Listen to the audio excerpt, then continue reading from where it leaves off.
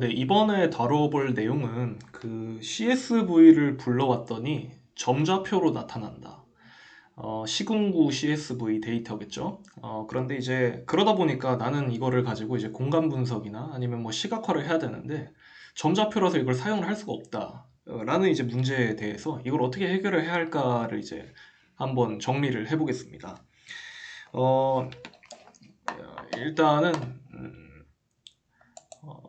이 공간 프로젝트를 진행을 하게 되면은 그 어떤 데이터를 원하는 데이터를 어떤 사이트에서 불러올 겁니다. 그래서 이제 저 같은 경우는 이제 서울 총 인구 실습 데이터로 제가 직접 만든 데이터입니다. 따라서 이제 이런 데이터를 만약에 다운로드를 하실 거예요. 그래서 보시면은 이제 뭐 시공구 코드 있고요. 그 뭐 구 이름 있고 그 다음에 이제 뭐 쉐이프 에리아 이제 뭐 영역의 면적에 대한 넓이 그리고 뭐 구당 총 인구수 그리고 이제 위도 경도가 이렇게 있는데 이런 데이터를 이제 구분자로 불러온 후에 이제 QGIS에 시각화를 하려고 하다 보니까 이게 점 데이터로 나타나서 아무것도 할 수가 없다. 나는 이제 그 면 데이터로 나타나야 되는데 이걸 어떻게 진행을 하냐? 라는 질문에 대해서 이제 어떻게 해결을 할지를 말씀드리겠습니다. 우선적으로 이제 그 실제로 진행을 할 때 그 데이터를 다운받고 그 다음에 이제 QGIS를 켜서 카카오맵에서 카카오 스토리지를 킵니다. 그리고 이제 레이어에서 레이어 추가, 구분자로 분리된 텍스트 레이어 추가를 진행 후 파일 이름 제가 스터디의 CSV 총인구 실습 데이터를 불러오겠습니다. X필드는 이제 경도, Y는 이제 위도. 이거 경위도 헷갈려 하시는 분들이 있는데 Y는 이제 Y축이 이제 위로 간다 해서 위도라고 생각을 하시면 됩니다. 도형 좌표계 같은 경우는 여기 보시면은 이제 이게 흔히 아는 이제 위경도 좌표예요. 이 경우는 이제 WGS84 이게 위경도를 기반으로 한 좌표계이고 이런 형태의 경우에는 이제 4316 좌표계로 불러와 주시면 됩니다. 간혹 가다가 이제 X, Y로 이제 컬럼 값이 설정이 되어 있고 뭐 X는 이제 뭐 20만 얼마, 뭐 Y는 50만 얼마, 뭐 이 경우는 이제 5179 좌표계인데 보통 이제 메타데이터라고 해서 어떤 좌표계를 사용을 했는지 써 있습니다. 그리고 이제 뭐 메타 데이터가 써 있지 않는 경우는 이제 좌표계를 하나하나 찾아가면서 여기 이제 레이어가 정확하게 나타나는지 확인을 해야 되는데 제 경험상 국내에서 이제 5179, 5181이 이제 주로 사용이 되고요. 조금 이제 그 데이터를 구축을 하는데 조금 이제 좀 오래된 기관이나 옛날이라고 하면 조금 그렇죠. 이제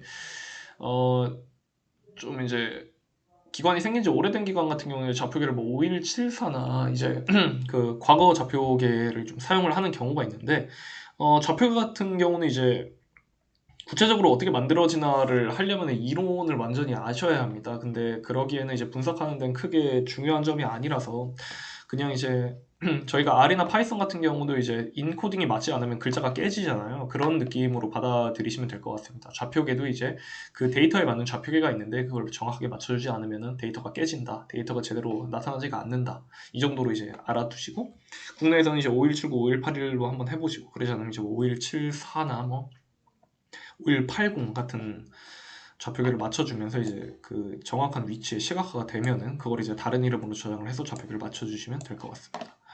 우선 이 데이터를 추가를 해볼게요. 그럼 이제 뭐가 나타났습니다. 이거를 레이어 범위로 확대를 해보면은 뭐 알맞게 된 것 같아요. 이게 보시면은 그 이거 객체 식별을 누르시면은 이 점 데이터 하나에 대해서 이게 값이 나옵니다. 도봉구 여기 도봉구라고 이게 써 있는데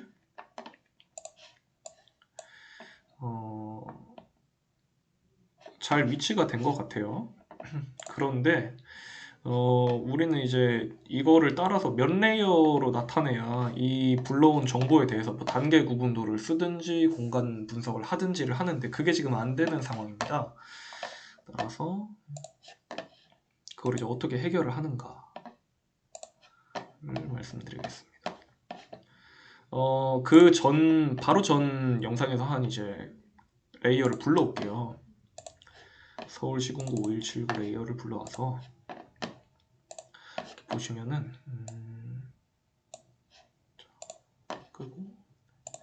보시면 이제 원래 이 면 레이어에 이 속성이 들어가 있어야 되는데 지금 점으로 나타났어요. 그래서 이 단계 구분도를 하더라도 나타낼 수가 없는 그런 상황이 됐습니다. 속성 테이블을 이제 열어서 보면은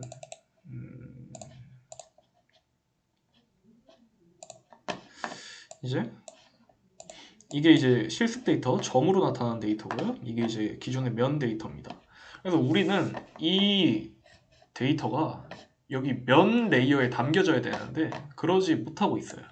지금 이제 조금 그 데이터 결합이나 조인 이런 거를 좀 미리 아시는 분들이 이제 느낌이 오실 텐데, 일단 결론부터 말씀을 드리면 이 데이터를 이 CSV로 불러온 데이터를 요 면 쉐이프 파일에다가 조인을 시켜줘야 됩니다.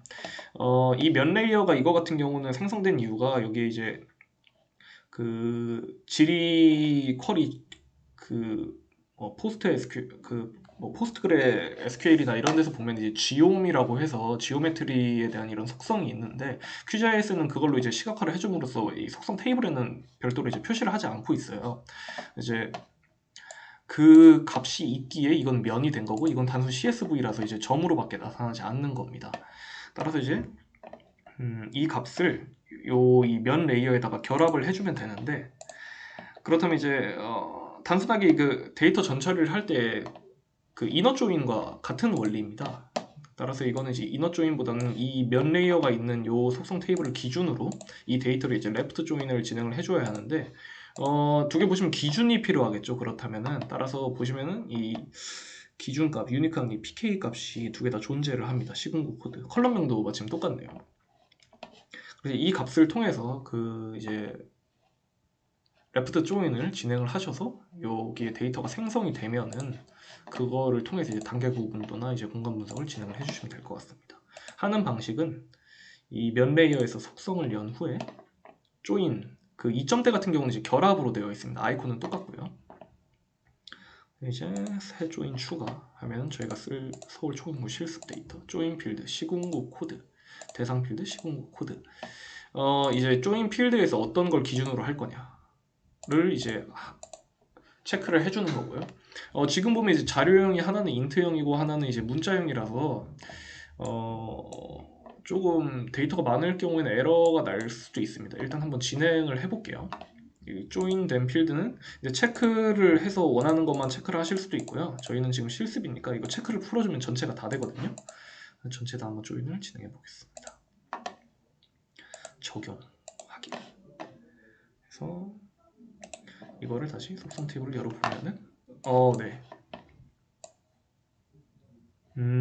널 값이 없이 다 조인이 됐습니다. 원래는 이게 그 자료형이 맞지가 않으면은 좀 조인이 안 되는 경우도 있는데 그게 좀 보정이 잘 된 것 같네요. 그 자료형 변환 같은 경우는 이제 다음 영상에서 다시 한번 정리해 드리겠습니다. 이제 이 경우에는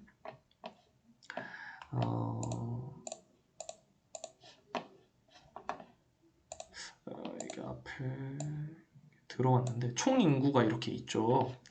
그래서 이제 우리는 총 인구를 이 데이터를 통해서 이제 뭐 속성에서 단계 구분도를 진행을 해서 총 인구로 쓸 거다. 그래서 내추럴 브레이크를 통해서 분류를 해서 적용을 하면은 이제 이렇게 서울의 총 인구에 대한 단계 구분도가 나타납니다. 따라서 이제 한 번 더 정리를 해드리면은 이 데이터를 꼭 이렇게 점으로 불러올 필요가 없어요. 여기서 뭐 레이어 추가해서 구분자 추가하고 뭐 도형 없음 속성만 있는 테이블로 불러오셔도 되고요. 아니면은 그냥 여기서 이렇게 드래그를 하셔도 진행이 됩니다. 그래서 이거를 제대로 사용을 하고 싶으면 이렇게 내보내기해서 객체를 다른 이름으로 저장. 그래서 이제 서울 시군구에서 이제 총 인구까지 결합을 했기 때문에 총 인구 5179로 해서 저장을 한 번 더 하겠습니다. 저희는 이제 위경도 필요가 없고 이름도 겹치니까 필요가 없고요. 영역도 전혀 쓰지 않을 겁니다. 그냥 총 인구 값만 사용해서 확인. 그러면 이제 서울 시군구 총 인구라고 해서 이렇게 사용할 수 있는 데이터가 나옵니다. 컬럼 이름도 조금 바꿔줄게요. 이게 지금 거슬리니까 여기서 이제 컬럼 이름 같은 경우는 이게 필드에 들어가셔서 이 편집 모드 전환을 하신 다음에 총 인구라고 하고 편집을 꺼주시면 총 인구 키시고 총 인구 이렇게 하셔서 이렇게 해서 이제 변경을 저장을 하고 적용을 한 번 더 눌러줍니다. 그러면은 소송 테이블 여시면 이제 총 인구라고 해서 구별 총 인구가 이렇게 폴더가 생성이 된 것을 보실 수 있습니다. 네, 여기까지 이제 CSV를 불러와서 면 데이터에 결합을 한 후에 단계 구분도나 공간 분석을 연산을 할 수 있는 그런 방법을 정리를 한번 해봤습니다. 감사합니다.